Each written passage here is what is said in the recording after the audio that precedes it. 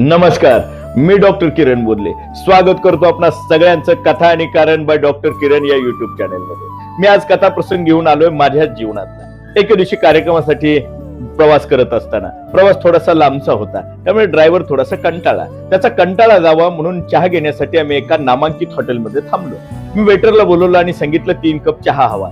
त्यावेळेस त्या वेटरने विचारलं कोणत्या पद्धतीचा चहा देऊ। आमच्याकडे खास चहा आहे, स्पेशल चहा आहे, साधा चहा आहे, बासुंदी चहा आहे, तुळशी चहा आहे, without milk, without sugar, green tea सुद्धा आमच्याकडे भेटतो। मी त्यांना सांगितलं मी हे सगळे चहाचे प्रकार पिलोय, पण तो 1 नंबरला आपण जो प्रकार चहाचा सांगितला खास चहा तो काही पिलो नाही, मला तो प्यायला भेटेल का? त्याने सांगितलं हरकत नाही।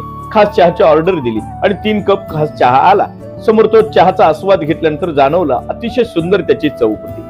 चहा पिऊन झाला, जाता जाता काउंटरवर मी विचारलं बिल किती झालं। त्यांनी सांगितलं 3 कपाचे 15 रुपये झाले, म्हणजे 1 कप फक्त 5 रुपयाला। मला आश्चर्य वाटलं, इतक्या चांगल्या पद्धतीचा चहा फक्त 5 रुपयाला।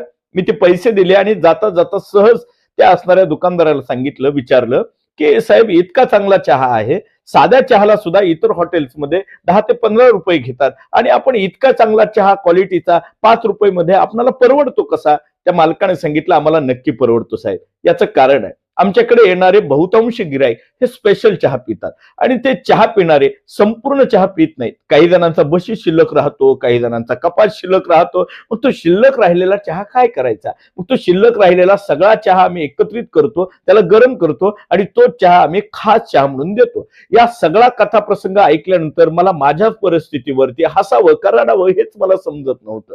विनोदाचा भाग सोडला तर या कथा प्रसंगाने मला मात्र चांगलं एक जीवनामध्ये शिकवण दिली। प्रत्येक चांगली दिसणारी गोष्ट ही चांगलीच असते असं काही नाही। धन्यवाद।